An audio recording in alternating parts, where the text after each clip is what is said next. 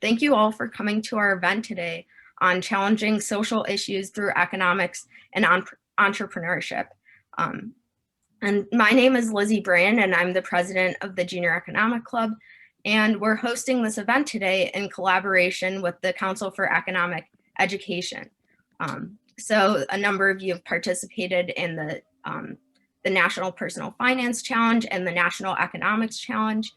We also have a number of JEC members as well. And we'll talk a little bit more about that later on.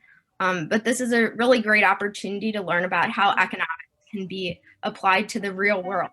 And so we're excited to talk to you about that. Just a reminder to mute yourself if you aren't unmuted.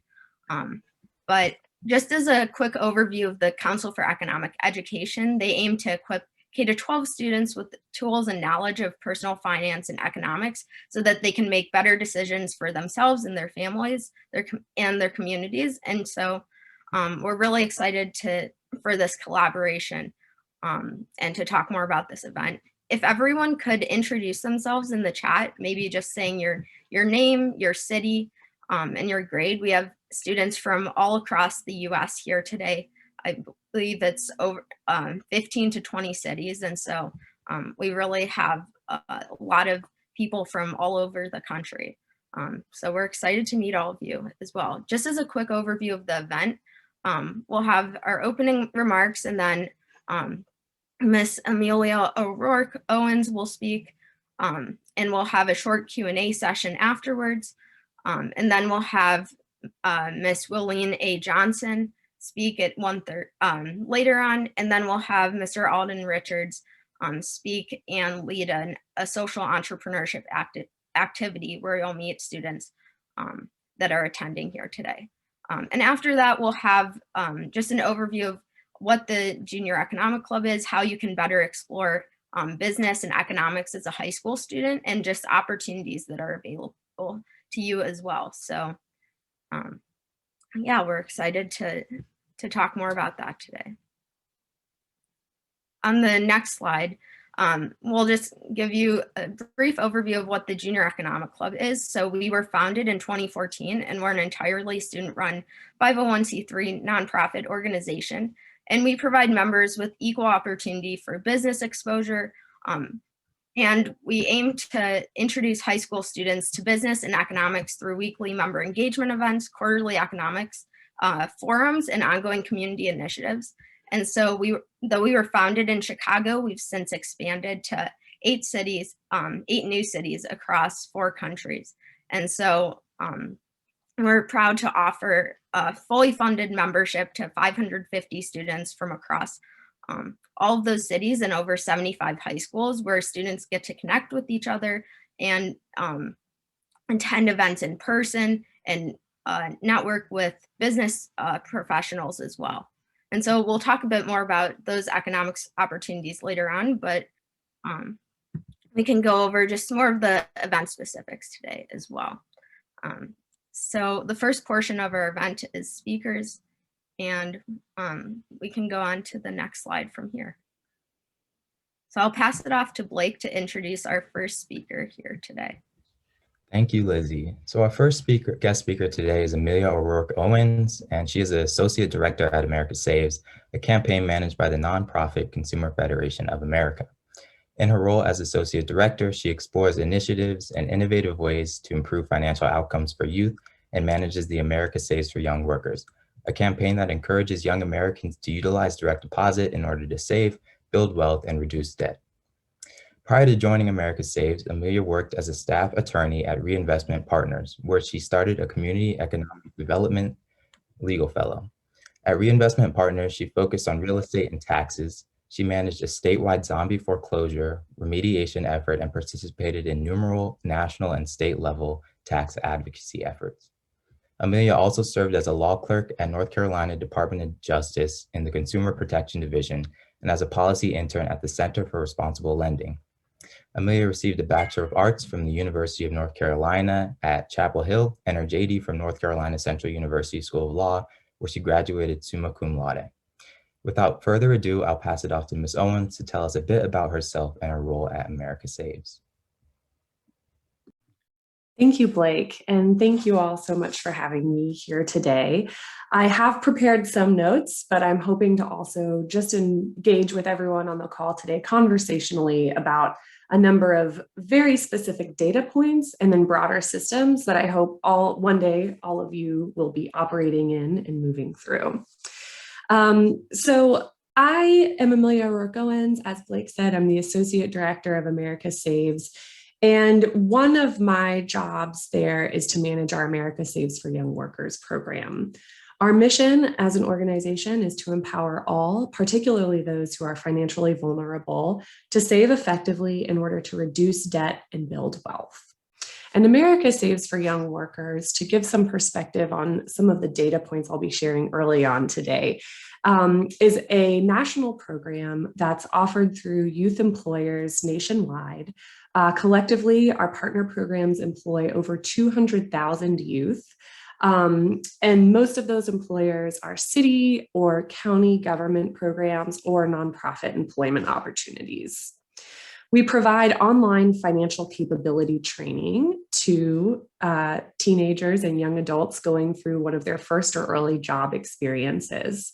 And we focus on two variables to promote financial health. And this is relevant both as a programmatic perspective, but also to everyone on the call. And those two variables are using direct deposit and owning high quality accounts at a bank or a credit union. We focus on those variables because we believe that those are cornerstones to financial health early on in people's financial lives. And then we also track metrics. We track them for individual employers and in the aggregate. So why did we create this program? And I wanted to start there. And some of this, I hope you all will translate into your own lives or into your own communities. And one reason why we launched America Saves for Young Workers in 2015 was because we identified that a first job is a critical juncture in a young person's life. It's a first professional experience. You're gaining insight to different job fields. It's a first or early earning opportunity. For many, it's their first regular earning habit or opportunity. And it's a first chance at establishing financial behaviors. And that's where we come in. But the problem that I would like to hope that we're solving is thinking about that account ownership variable. Because for everyone on the call today, if you own an account, I'd put to you, how did you open that account? Where did you open it? And how did you choose that place? Account ownership is a point of crystallization for young people. And that crystallization is part of the problem. And I would really like to put this at the forefront of everyone's minds as we're talking about economic independence, financial capability, and development. Because there are systems at play in our society that create different financial outcomes for people. At America Saves, we believe firmly that everybody in the United States does not make enough money to live, and thus not everybody in the United States makes enough money to save. What we are doing is supporting anyone who wants to come to the table to engage in that savings habit with our support. Secondly, we defined a quality saver as an informed and an empowered saver. And what that means to us is it's not just buying the cheapest thing every day. It's making fully informed choices about one's financial life, their own individual circumstances. And second of all, it's empowering them to make the right choices in the long term as well. And so that's keeping that system in play that we're all moving through when trying to develop financial capability. I'd like to return to that first job as a point of crystallization, because in the United States, this is one of the first places where economic differences can become crystallized. There are essentially two groups of young people. There's young people who have parents or adults in their lives who are going to open an account for them at the same financial institution where their parent or adult banks. And then there is a whole group of young people who have parents who or don't have adults in their lives, or the adults in their lives are or underbanked. Un and underbanked means that either their parent doesn't own a bank account at all, or they own an account, but it's overdrawn, or they don't have enough branches in their community, or it's really costly to access their money.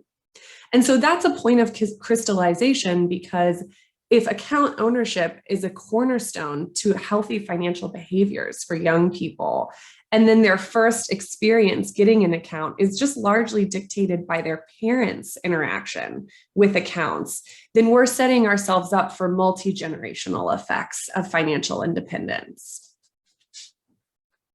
And then I want to kind of zone in on some metrics that we think really matter, that we've been able to track through our America Saves for Young Workers program.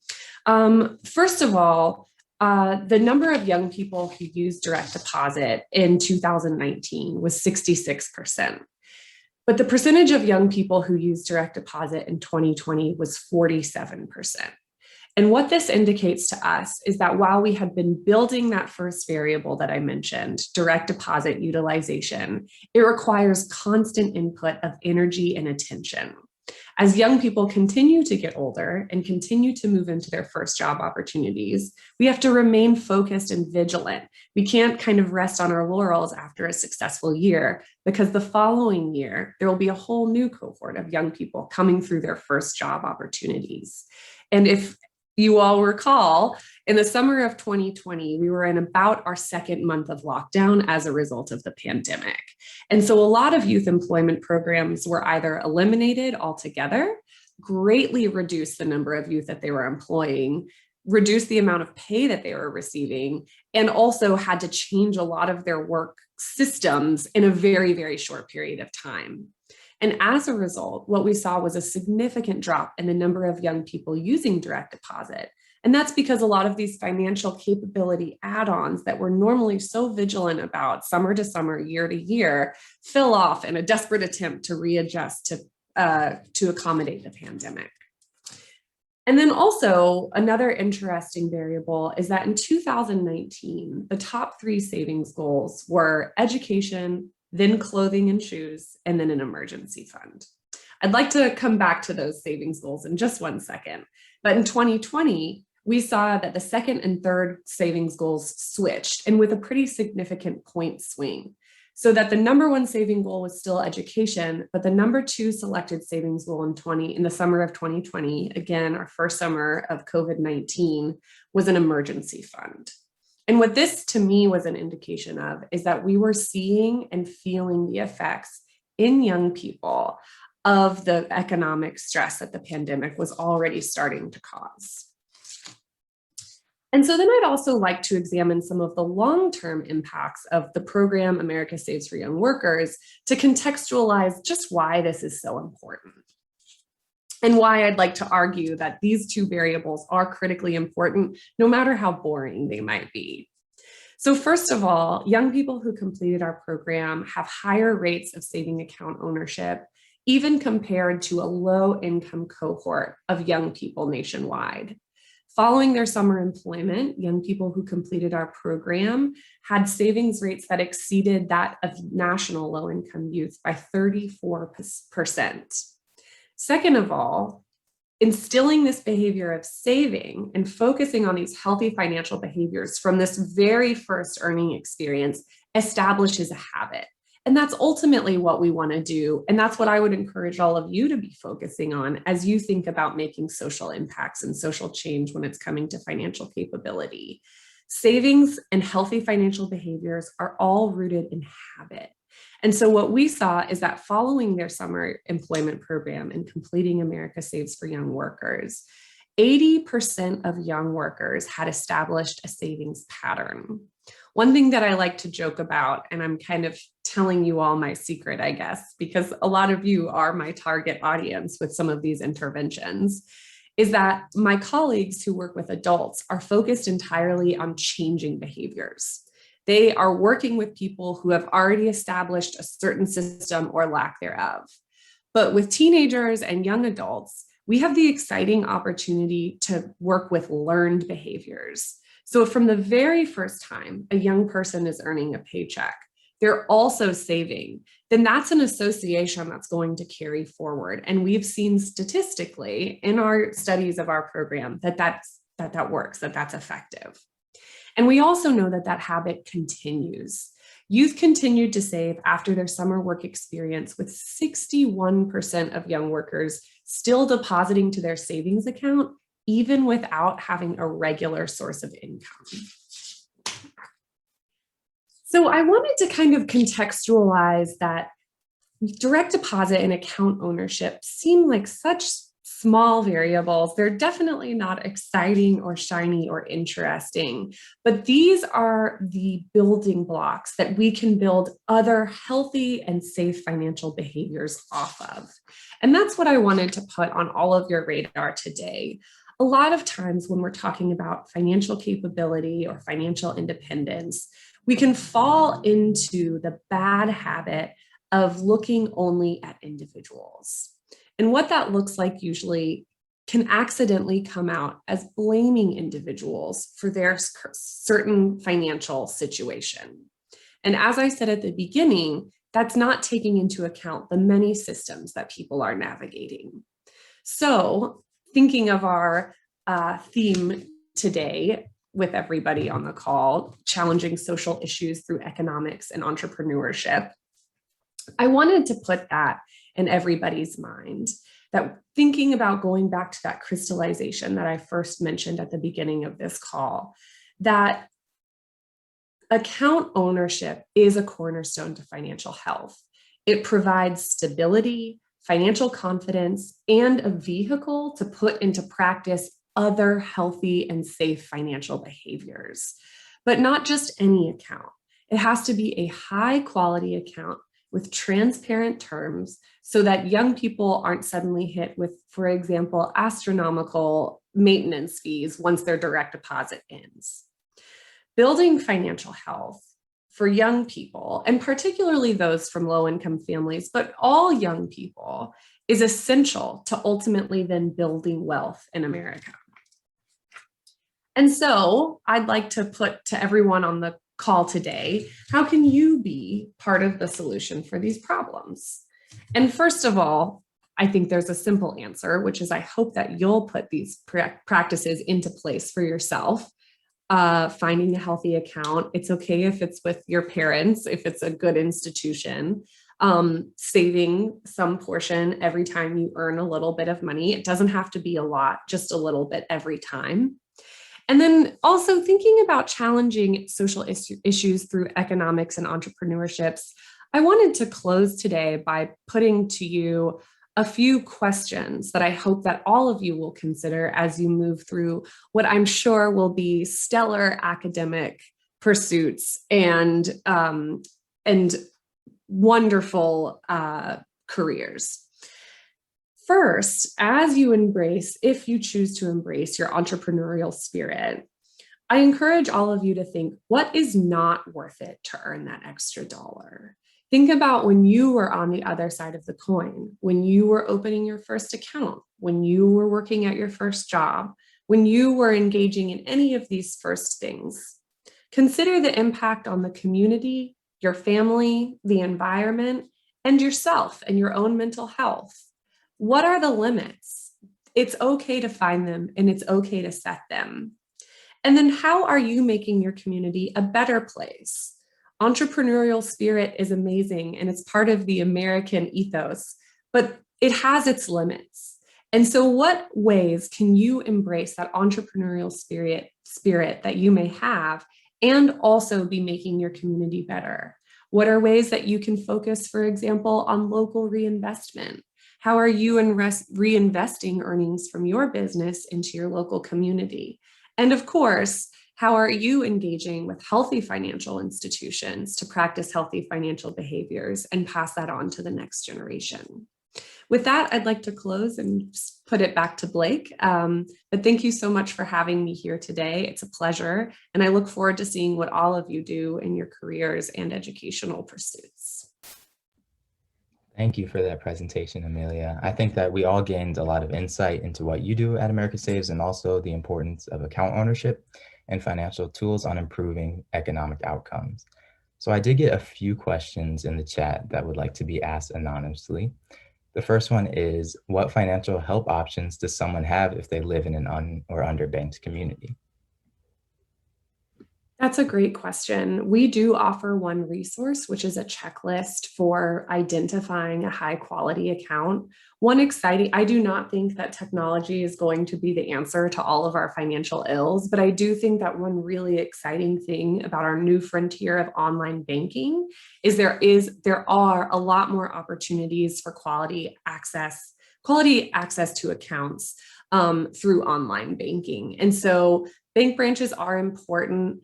But if you live in an or underbanked community, fortunately, there are some really high quality institutions who offer really strong online banking options. And a lot of those are available to young people. All right, thank you. And then the next question I got was, are there certain banks that are better for opening a first account? Because I know you did talk about there being a lot of fees involved with some banks as opposed to others.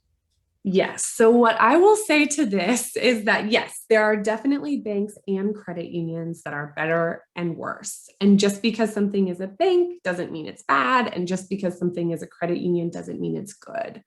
But I think that rather than naming specific institutions, because as the first person pointed out, it's so different even from community to community, what I would do instead, if I may answer a different question, is highlight some account features that are really good and strong and can be looked for. And so the first things to ask are, do you have a monthly maintenance fee?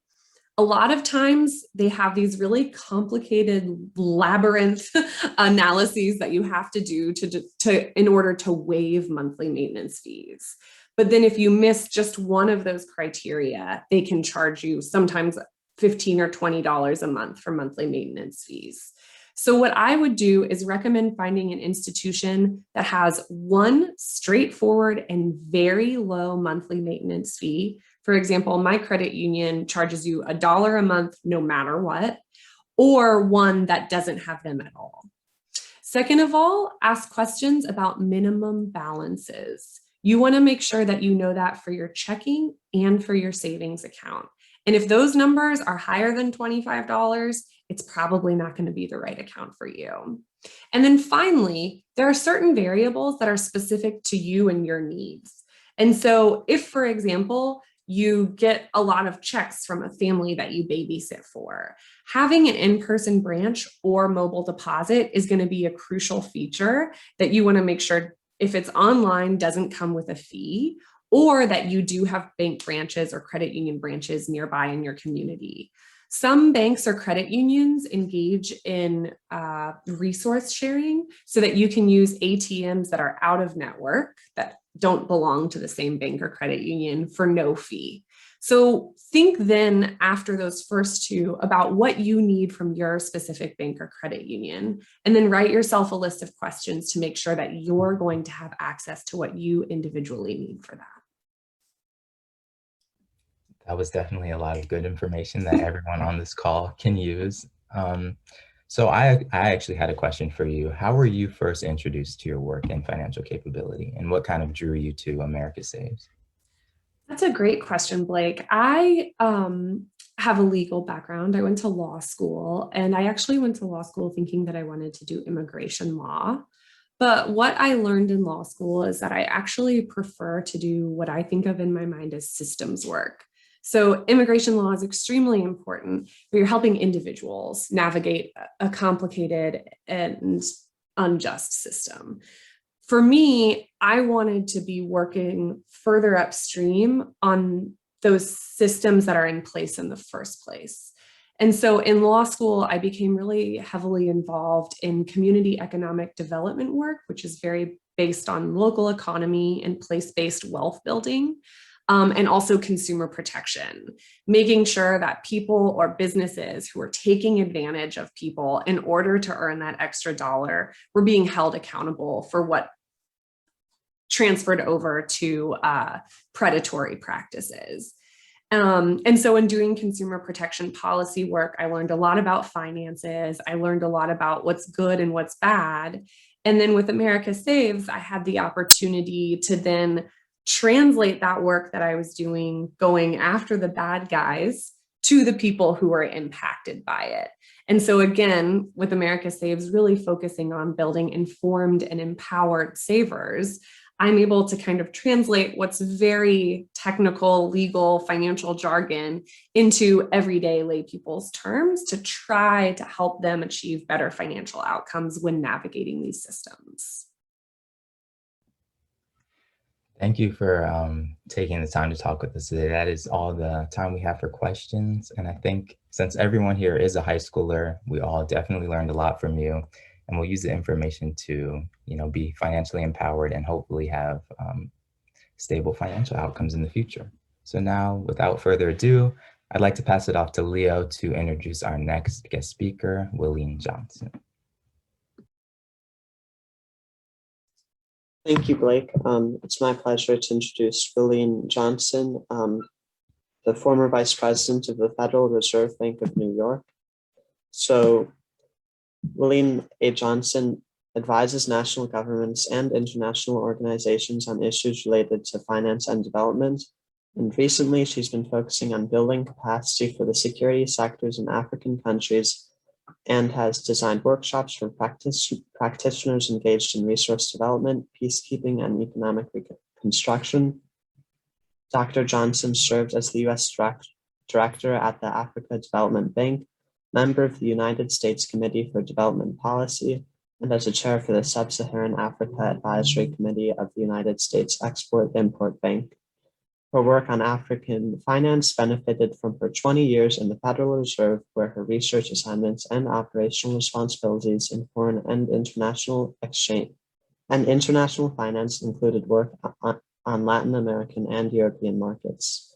She's been actively involved in enhancing education and taught at a public school in Brooklyn and later as adjunct faculty at Bank Street College of Education, Columbia, Cornell universities, and as a trustee of the Tuskegee University. She holds degrees in social studies from Radcliffe College and Harvard University and African history from St. John's University and a doctorate in economics from Columbia University.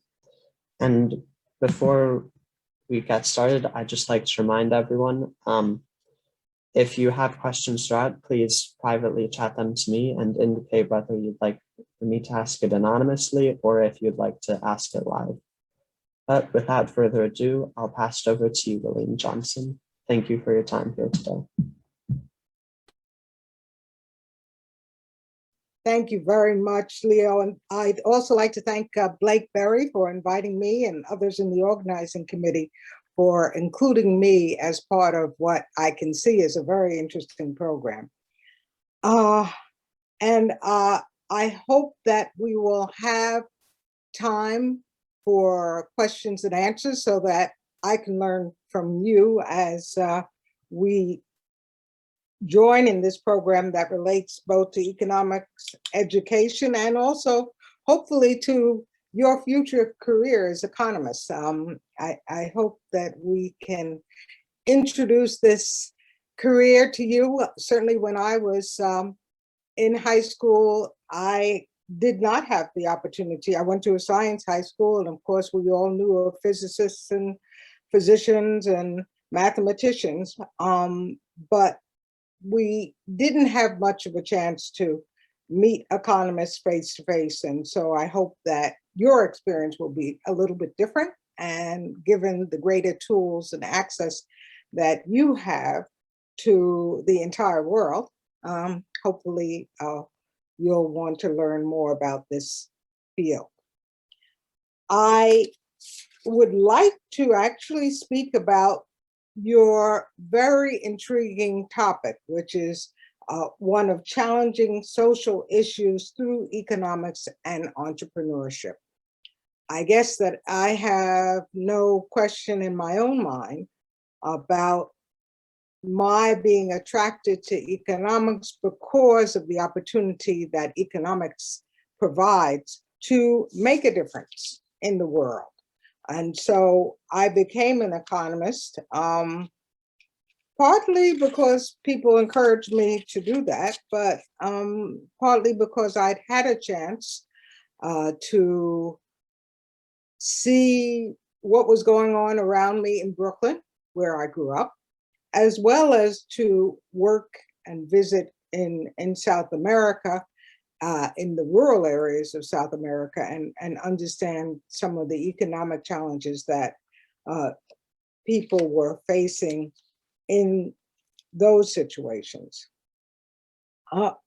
What I'd like to do is talk a little bit about some of the work that I have done in public policy institutions, but to focus more on what I've done as an entrepreneur when I'm my own boss and can tell myself exactly what I should do, shouldn't do, where I have more flexibility to volunteer my time to work in my community, which may not be paid work, but it is, I think, very valuable work. One thing that you'll become aware of in terms of economics is that economic theory and economic analysis are wonderful tools to help us understand the world. And so I just mentioned something about doing volunteer work in my community.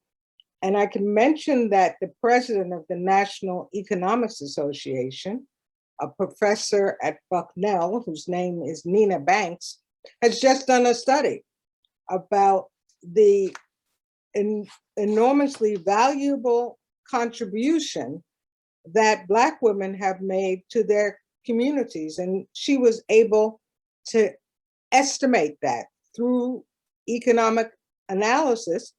She said that that work totaled 1.2 trillion in 2019. In other words, we were doing very valuable work.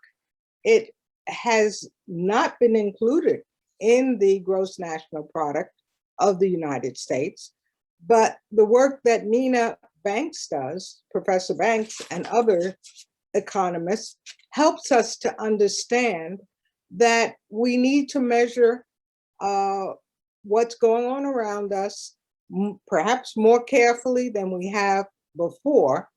And one of the advantages of having economists from different backgrounds is that we will bring insights into our research that others might have overlooked or just not been exposed to. So while I worked at the Federal Reserve, obviously, I was attracted to the mission of the Federal Reserve, which is to provide a stable price level with economic growth, with stable prices, but also to provide full employment.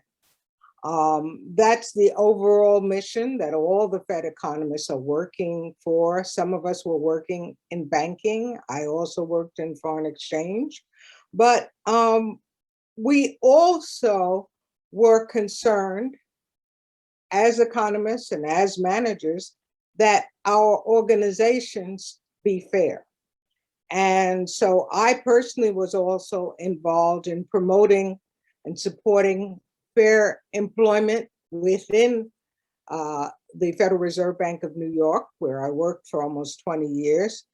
I actually was the EEO officer at one point, but even before I had those responsibilities, I made sure that when jobs were becoming available, that they were advertised widely, that everyone knew what jobs were available, and that we provided internships for young people, for students, primarily college students, who might not have thought about the Federal Reserve and might not have had the opportunity to understand what we did. And obviously those internships, it's like a very long job search. Both the person who's an intern has a chance to look at the organization, and the organization has a full 2 months to see the type of work that that student is capable of performing. I worked with the director of human resources to make sure that an internship was really an internship, that you called Turnipseed was his name, and he made sure that every intern had a project, and had a project where it was possible for both the Federal Reserve Bank and the intern to measure success, so that the person who was there at the bank understood about the work, not just routine office work, but economic analysis or whatever the work of the particular area was. So I had some opportunity to work on issues related to social equity. And of course, my own work often related to economic development, so that these issues of economic growth, of equity, were embedded in the very work that I was doing. But since I retired from the Federal Reserve, and I should say I worked for the Federal Reserve Bank in New York, President Bill Clinton appointed me to the African Development Bank in Abidjan, Cote d'Ivoire. And I worked there for 2 years. And then I came back and I was an advisor in international economics at the Federal Reserve Board in Washington. And that was very much a public policy position where I was working as an economist for the benefit of all Americans. But now I'm an entrepreneur. I had my own company for a while. Now I keep on saying that I'm going to be retiring. I'm not very good at retiring, but I have in my mind that it's like running a relay race, right? When you're passing the baton, you have to run. You don't just stand there and pass the baton. You're running. So I'm still running. And right now I'm an independent consultant who has that opportunity of choosing my involvement in what kind of work I want to do.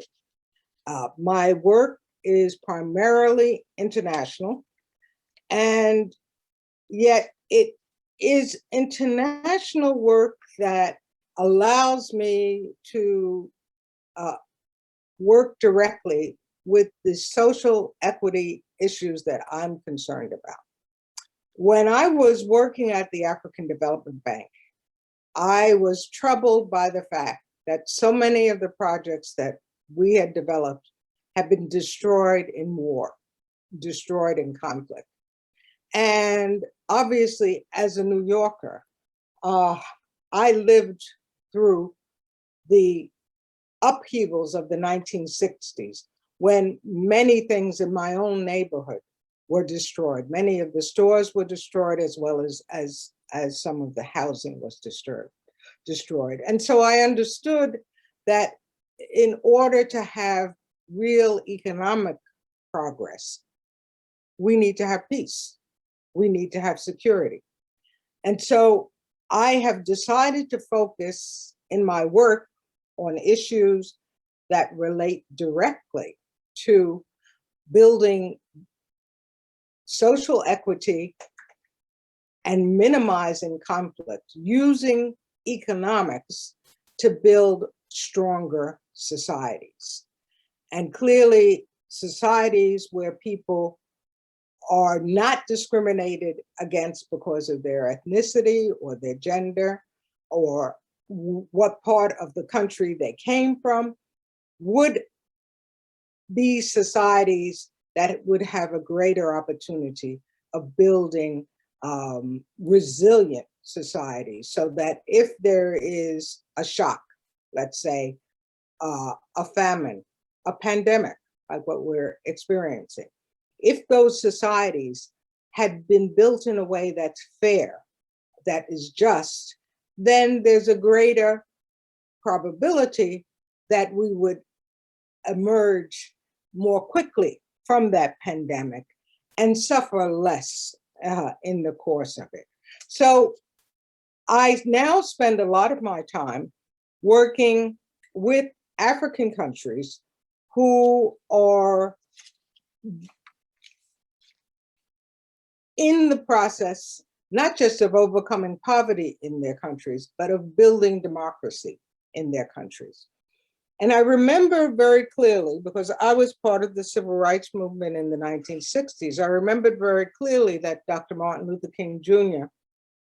spoke of the three elements that were blocking us really having freedom in America. He spoke of militarism, of poverty, and discrimination. And so what I am doing is working in areas, right now working with African countries, with the military and the police in the security sectors, but working with countries who now say, well, security is not just the police, it's not just the military. Security also means having food security. It means having an immediate response if there's a flood. There are different dimensions of security. So what I'm doing with those countries is helping them to understand that the budget process, the budget for the security sector, goes beyond just buying weapons, but also includes training people in areas that relate to health and education, as well as some immediate relief areas. That work has been done with the United States Institute of Peace, where I've taught courses on post-conflict reconstruction and the relationship between economics and conflict. I've also had the chance to actually train peacekeepers. Obviously, I'm not training them in terms of their military skills, but I worked with the peacekeepers, teaching and workshops that related to how do you understand the concept of protecting, the responsibility to protect civilians. I spoke to them about gender issues and basically, hopefully, help them to build up their non-military toolkit, taught them about negotiation so that when they meet a militia at a crossroads, that it doesn't always end up in a gun battle, but that there might be some way that they can resolve these issues in a peaceful way. So that is actually the work that I've been doing as an economist who specializes in what we're calling peace building. It's a new field, the field of building peace, using economic skills to create that better society. But I'm also doing work in my own community. I live in rural Virginia. I left Brooklyn and I moved to someplace that is absolutely, totally different. We're living on land that my husband's great grandparents bought just a few years after they were freed from slavery here. And if any of you go to the Museum of African American History and Culture in Washington, you can see his great grandparents photographed there, a big picture that's about 8 feet tall. We're here to be good stewards of that land that they bought, but we've also become active members in the community around us. And for the first time, I am now able to be involved in politics. When I was working at the Federal Reserve and working with the Treasury, I was covered by the Hatch Act. And the Hatch Act prohibits civil servants, public employees, from any political activity. Basically, it's to be sure that we, as civil servants, are serving all the American people, that we don't have any bias that would make us work less hard to serve a community that was Republican as compared to one that was democratic, that we're not thinking on those political lines. But now that I am not working for the government, I feel that what I'd like to do is help people who are candidates for political office understand the economic issues better. This is not paid employment, but as an active member of my political party, I am involved in the Rural Caucus and the Black Caucus. And what I've been able to do as an economist has been to give the candidates information about rural communities in this country. Now, I understand you're all in Chicago. People talk about Chicago all the time. Obviously, you face social and economic challenges in Chicago. Well, we also face challenges here, but nobody's talking about us. We feel like the forgotten Americans. And so I think it's very important when we have candidates, and for example, yesterday, a group of us met with one of the candidates for lieutenant governor. And today, after I speak to you, I'm going to send him 2 articles. One will be an article about the path to rural resilience in America that was written by an economist who was at the Center for American Progress, but who's now in the U.S. Department of Agriculture. So what I'm doing now as an economist is sharing my economic knowledge with others who will be making important decisions about how our country will be run in the coming years. I have also been involved in some projects that relate to education. You may not be aware of the fact that we basically have a shortage of economists here in the United States.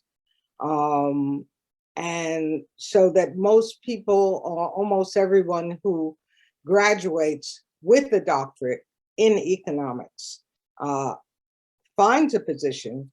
It may take you a while to find one that matches your skills exactly, but there's an enormous demand for economists. One of the factors, one reason why there may not be as many American born or American citizen economists is that many of us lack the mathematical skills that are required for economic analysis and economic modeling. Basically now, the economics PhD will require you to have that advanced skills in calculus and linear algebra and real analysis and other fields. So I worked with the Algebra Project here in this area of Southern Virginia, a group of experts. They were all education experts, math education experts, working with them to help the community understand how important it is for students to graduate from high school with a good, solid background in mathematics, in algebra, of course, in particular. So I've done that, and I hope that all of you will be taking advanced algebra before you graduate, if not calculus. I can't help but encourage you to do that. And the reason why I'm encouraging you to do that is because economics is obviously a profession that is built on theories, on models, on how reality interacts in consumer preferences, on how individuals make choices, on macroeconomics, on how economic policy is formulated. But we also learn to analyze data, and by analyzing and understanding data, we often end up changing some of those theories, coming out with new theories. And so I encourage you to continue to gain your skills in mathematics, but also in other areas of science, because economists also are involved in issues that relate to climate change, to energy use, and to other fields.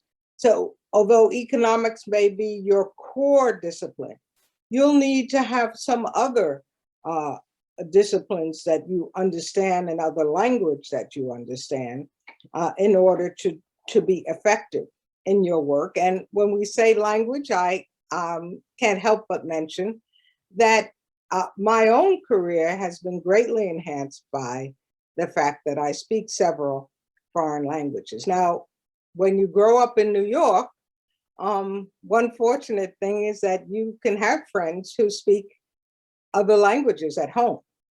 And I remember going to visit one of my friends, and her mother said, well, Willene, if you're going to come visit Inez, you know, we speak Spanish at home, so you'll have to speak Spanish. I said, oh, okay, fine. So within a year, I was able to speak Spanish fluently, not because I'd been in a class, but simply because I would visit Inez. And if you listen to music and you speak to people, obviously you gain not just a capacity in a language, but an interest in the language and culture, the literature and culture of the country from which your friends came. So I'd like to allow a few minutes for questions, and I understand that Leo will be moderating those questions, and so I look forward to hearing those questions through him, or however you want to pose them. Thank you. For sure. Thank you so much. I think there's a lot we can learn from your presentation, from taking more math classes to learning languages and everything else that you spoke on.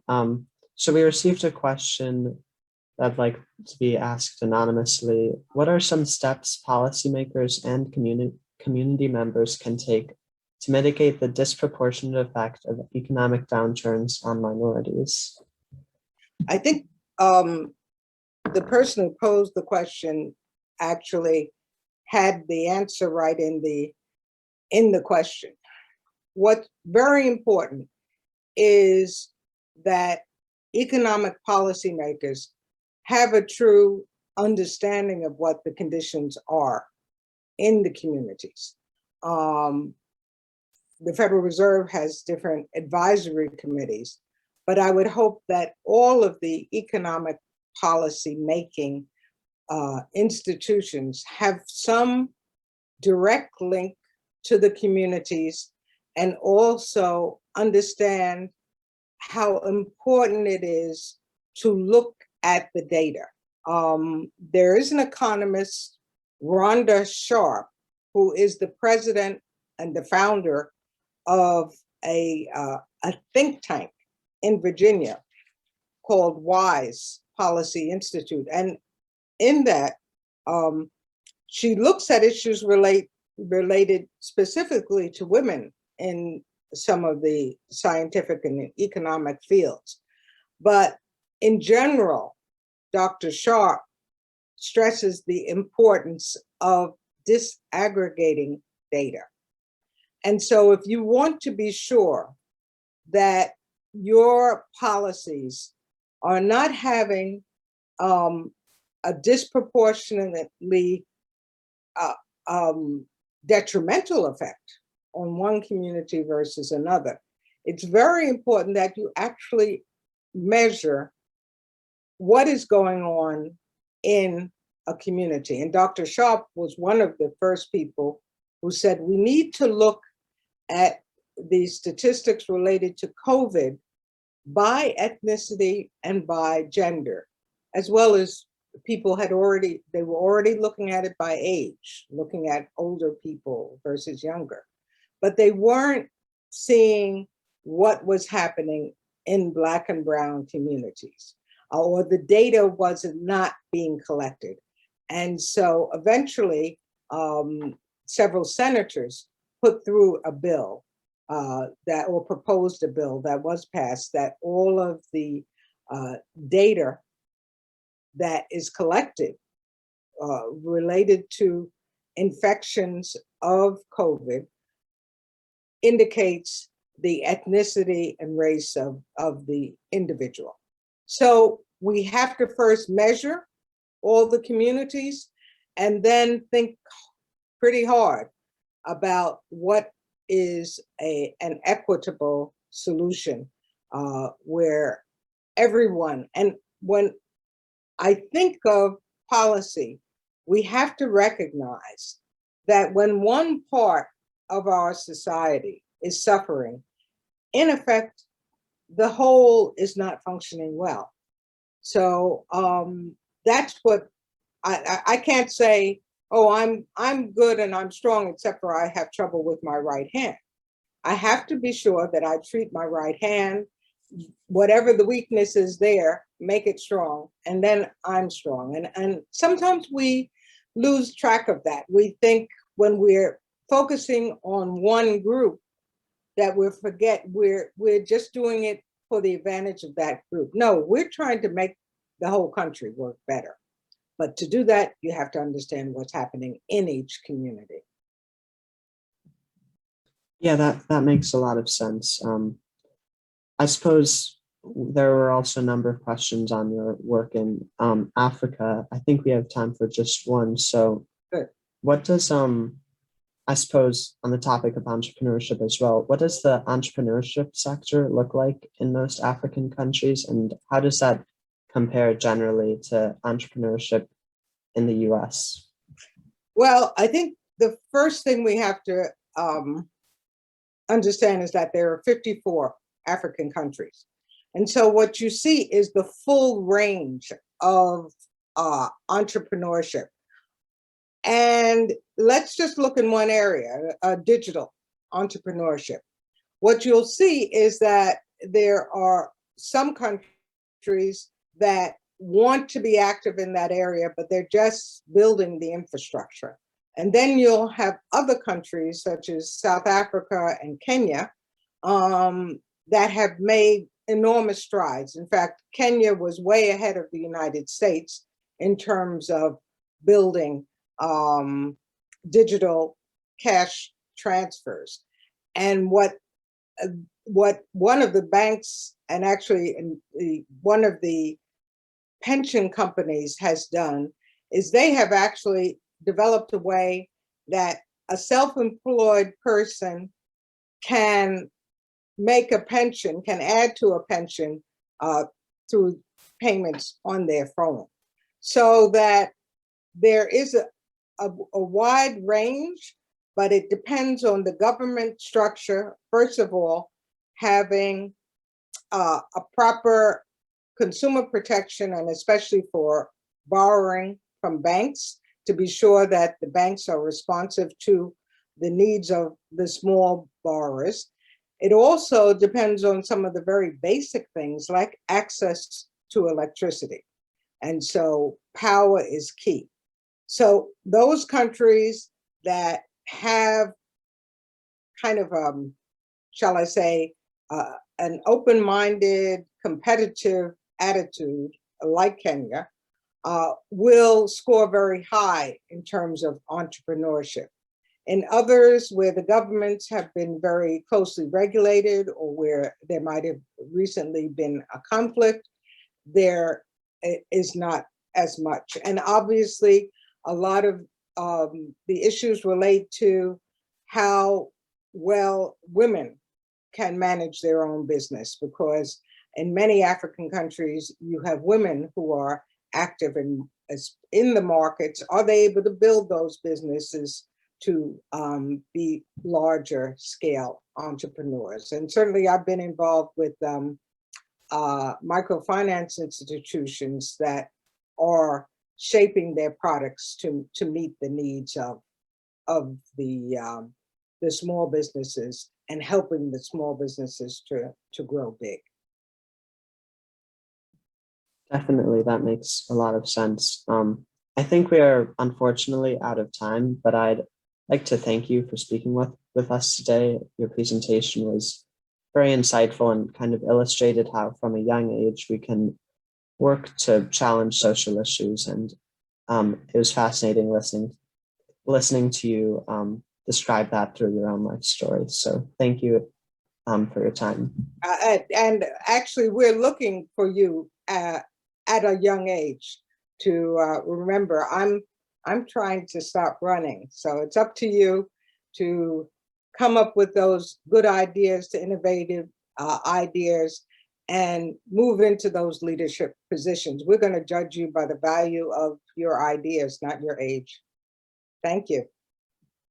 For sure. Thank you again, Dr. Johnson. I'll now pass things over to Cole Francis to introduce our next guest speaker, Alden Richards. So yeah, Cole, take it away. Thank you, Leo, and thank you, Ms. Johnson, for that excellent presentation and discussion. I feel like I definitely learned a lot, and I hope everyone here was able to learn a lot about your background and kind of how that translates into helping with social equity and solving social issues. So I am very pleased to introduce our next speaker, Mr. Alden Richards, who is a lecturer at Brown University in Yale. Alden Richards is a special advisor to both the undergraduate and graduate programs in entrepreneurship within Brown School of Engineering and a lecturer in entrepreneurship within Brown School of Professional Studies. Richards is also a lecturer in Yale College on space commercialization and the history of the space age. He has spent 25 years in risk management, insurance, and strategic consulting and investing in the space and telecommunications industries. He has extensive experience with startup enterprises and the teaching of entrepreneurship and optimal managing for innovation and new product creation in over 40 countries. So I will pass it off to Mr. Richards to introduce more principles about entrepreneurship and which will lead to our activity. Perfect. Okay, thank you, Cole. Hi, everybody. Hope everyone is doing well. A gray day here in Boston, not that great a day, but it's always a good day to talk about entrepreneurship. So let me start by sharing my screen, hoping everyone can see that, right? Okay, so what we're going to do is I'm going to do a very quick overview of entrepreneurship, particularly as entrepreneurship relates to this thing called social entrepreneurship. And it sort of depending on who you talk to, some people think, well, they're very different, they're very diverse, they have different tools they use, they do. So, and other people say, well, there's very little difference. There are key differences, but there are more similarities than differences. And I'm of the school where they're very much the same, with the exception of a few things. So let's talk about sort of entrepreneurship in general. So what is entrepreneurship? And many of you maybe have been to my workshops in the past, but it's based on innovative thinking and conceptualizing as opposed to iterative. Like, I have a great dry cleaning shop. I found 3 new locations in and around Chicago. I'm going to open up 3 new dry cleaning stores. I'm an entrepreneur. Sure, I'm an entrepreneur. Well, not really. I mean, sort of. That's more just growing an existing business, whereas true entrepreneurship is at its core is innovative.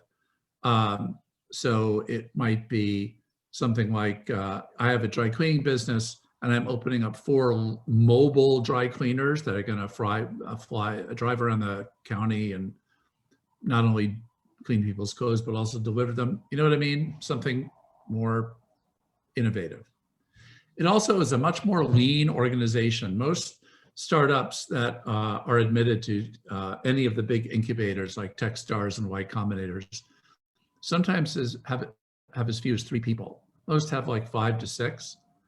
But generally, the starting of an entrepreneurial process involves a very lean organization. That doesn't mean you can't have a lot of advisors and other people around who are giving you advice, but generally the core founding team is relatively small.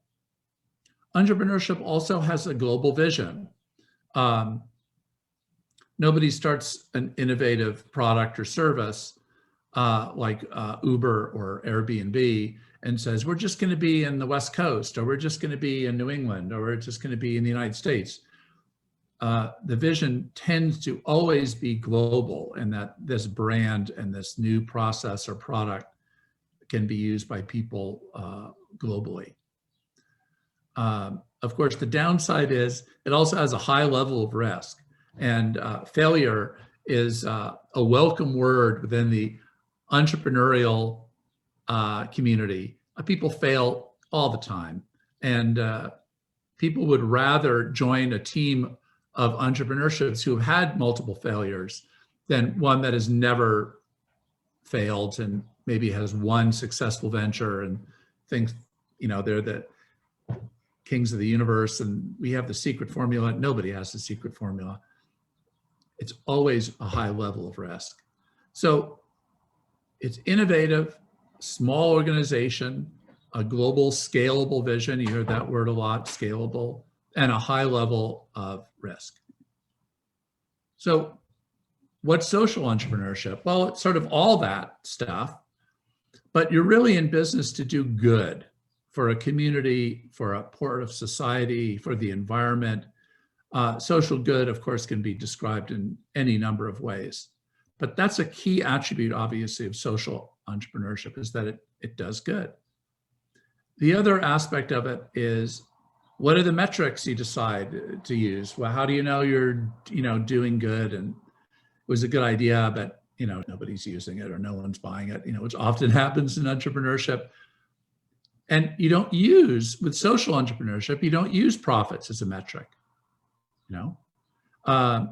You use number of users or communities served or reduction of waste. If your social entrepreneurship is something involved in cleaning up, terrestrial or oceanic waste, it uses other metrics besides just how much money or profit has been made.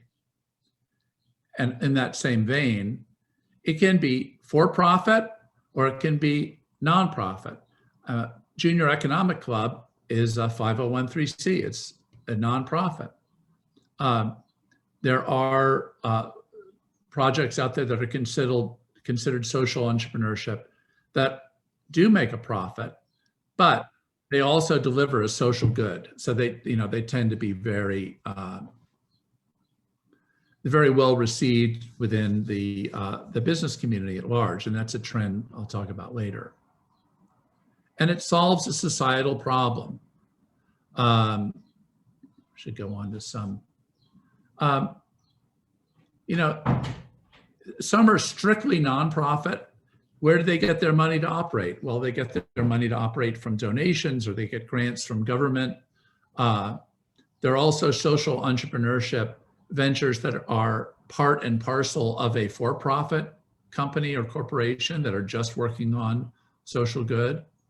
Some social entrepreneurship projects are single problem or sort of event focused. Like a lot of social entrepreneurship came up after Katrina, the disastrous hurricane that ravaged the South.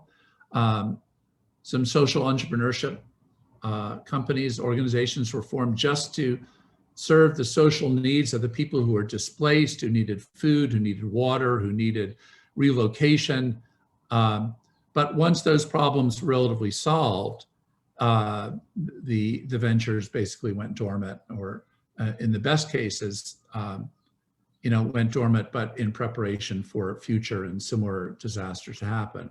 And of course, the most well-known one, of course, is the Red Cross, which was born out of World War I, more or less, but has grown to serve catastrophes of all kinds all over the world. Some of them are for-profit companies that have a social aspect added to their DNA. And this is very important to remember. When I teach entrepreneurship, it's very seldom do students or adults at undergraduate, grad school, people in their 40s, 50s who are starting a venture, that their project doesn't have some social aspect within their DNA, some aspect of giving back to the community, some donations that are made. It's more than just, they send a check to this or that political party, that they actually serve the community. And more people are wanting to do business and buy products from companies that do this, that serve the community. So the best example, and many of you have already heard, is the Tom Shoes example. So Tom Shoes model is that you buy a pair of their shoes, which are sort of like espadrilles. They're incredibly comfortable. I remember when they first came out. I mean, I've got 4 daughters, and I think they each had like 6 pairs of these things. I mean, they were really comfortable. But for every pair that you buy, they give away a pair to a disadvantaged youth. Initially, it started in Central and South America. I believe they're in Africa now. And they've expanded their offerings to coffee, fair sourced, fair trade coffee, eyewear, carry bags, because one thing that you have to remember, we go to a supermarket, things get put in a bag, we put them in our car and we drive home. For most of the world, people go to multiple markets, they buy things and they carry their things home. And in the case of water, for example, that can be one of the major tasks of the day. Some people carry water 3-4 miles a day to ensure that their families have enough water for cooking and for drinking. So that bag aspect, buying a bag and giving away a free bag, is very important. Another one that I'm sure our former speaker just now knows about is Grameen Bank, which started the whole trend towards what's called microfinance, which isn't loans for cars or for homes. It's saying, I'm in Bangladesh and I need $1,500 to start my, hemp woven bag or shoe business, $1,500. And they give it to them, and lenders are often put in circles of communities. So 12 or 15 women might go in and pool these small loans for the same or similar products. And they pay off depending on their sales, not necessarily on some set schedule. And it was a highly innovative entrepreneurial venture that has now grown to many different countries, and that model has been duplicated in a lot of places.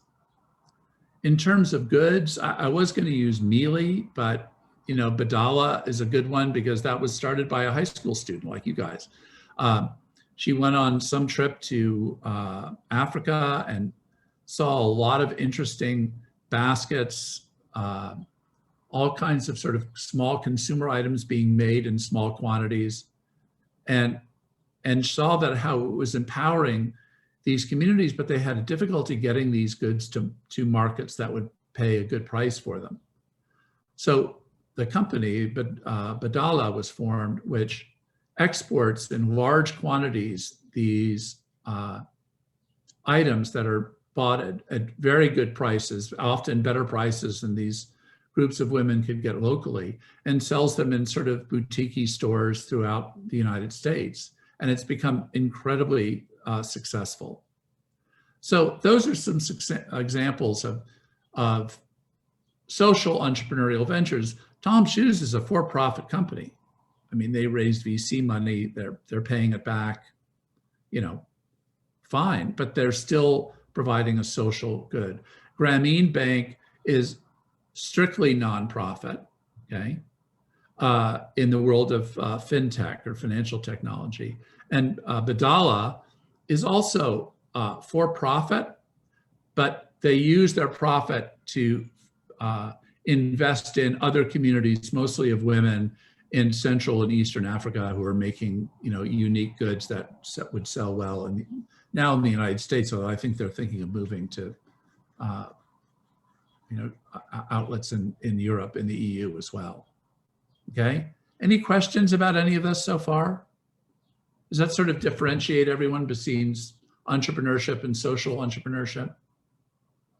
The point I'm trying to make is that there's not much of a difference. Tom's Shoes still had to, it was a high risk venture.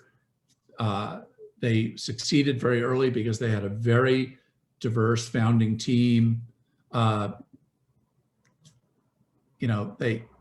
They had what I call a highly curated founding team. In other words, it wasn't all like, yeah, let's go, let's just sell stuff and get out there. It was also people who are very financially oriented, people product oriented, people who just loved top down, bottom up types of research. They had the right combination of skill sets. And the other thing is that almost every entrepreneurial venture that started now has some aspect of social entrepreneurship to it. An example would be Uber.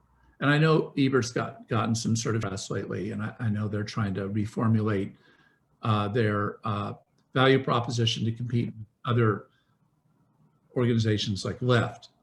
But they cater to people who have lost their job and are trying to support themselves and a family, and the one tangible asset they have is a car. And later in Uber's development, they offered very attractive financing for people who needed a car. So that to me is a component of social entrepreneurship, okay? So we're gonna do a little challenge. And the challenge is going to work like this. So you're going to be formed into teams of some sort. And I'm going to throw out 3 different challenges, which are very broad, okay? And you pick one and organize a discussion out on how to approach this particular topic. And I don't want you to come back with a solution. Well, the solution to this is this, this is our idea. It's all right to do that. But what I really want you to do is to describe what you would need to do to carry this idea forward for the next, say, 12 months. In other words, what kind of research would you need? What kind of budget do you think generally you'd need? How many people, what types of people you would need to really drill into this problem and come up with a solution, okay? So I don't need pictures of prototypes and stuff like that. I don't think that's what they're looking for. But what we're looking for is what would be a timeline going out 12 months? And what would you need to do within those 12 months to determine if your idea or set of solutions to these problems make sense? Is that clear? Everybody understand that? Anybody want me to elaborate on that? No? Okay, here they are. So I tried to choose challenge topics that are really broad, but are so important. There's a lot of talk about, how can we best serve high school students who are preparing for college and live in underserved neighborhoods. And I'm so heartened when I see, and I've probably seen close to 100 startups over the last 5 years of ways to engage high school students, to prepare them and help them up the whole application process to get into college. But I've identified another issue, which is that how can you prepare middle school students for high school, which in many ways is even more daunting than getting into college. So that first challenge of how you as current high school students could help these middle school students who are about to transition into high school, what kinds of things do you think would help them best? That's number one, okay? Number two, food. One of the most just unbelievable things I've ever seen in my life was I was working with a grad program actually at the business school out at Stanford, and they were working on a food recycling type thing. And I was interested in knowing, you know, given a big supermarket, a Stop and Shop, or I don't know, everyone has a different chain of supermarkets, where you imagine a big one, how much of that food gets thrown away? So we ended up meeting at a Star Market and between midnight and 4 a.m. and saw that what they were throwing out. And it was incredible. It was like, what the fuck? Why are you throwing out that whole thing of meat? It's like, well, it's gotten a little gray and, you know, people won't buy it. It's like, but, you know, you put it on the grill, who cares? It's delicious. Yeah, but a lot of it is image and people won't buy. Same thing with apples. You know, they have a little blemish on them, you know, no one will buy them. A ton of food gets thrown out. So another question is, what's the way to equitably, and I stress that word, equitably distribute food that is being discarded by food markets and restaurants every day? In other words, how do you distribute those most in need? How would you get that food to them quickly? It's a big issue. The third one is broadband accessibility. And all of us on this call are obviously on broadband, otherwise we couldn't get it. But it's staggering when you go into particularly the center of our nation and find that there are still people who essentially are doing dial-up. Broadband is not ubiquitous. There are lots of people, and on a global basis, it's even more severe. There are billions of people there who either have no access to internet or have some access, but it's certainly not broadband. And, you know, and I was out last year with Musk, who I've known for a while, and, you know, his Starlink thing is designed to eventually bring broadband to everybody, but this is a critical problem now. And even his solution will still be $99 a month, and it'll be a few $100s to buy the tech to install. And that could be 6 months' wages for a family in Central Africa.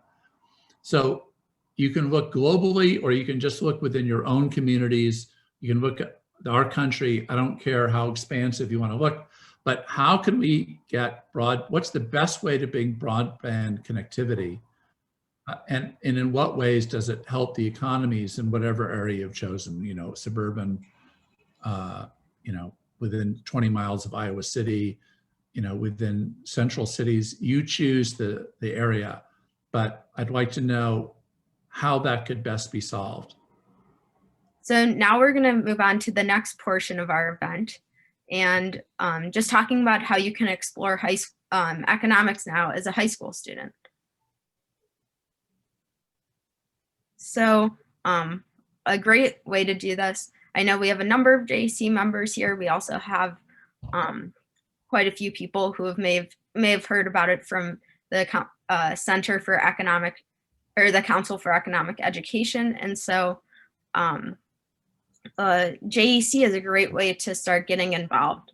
And so as a JEC member, what we do, we explained it a bit earlier, but we host events each week with industry leaders, and we connect students from across the city and the world. And so in Chicago, we have a club that has over 150 members from 35 schools. And throughout the school year, we'll host forums that bring all students together in pre-COVID times at an office building. It's an evening event. They have food, and it's a really great way to meet other students in the city and have dinner and kind of hear about different areas you can go into, as well as different events in the area, learning about, you know, different industries, taking tours of businesses in the area, that sort of thing. And we've expanded our model so that anyone can apply now. And we also are starting chapters in other cities.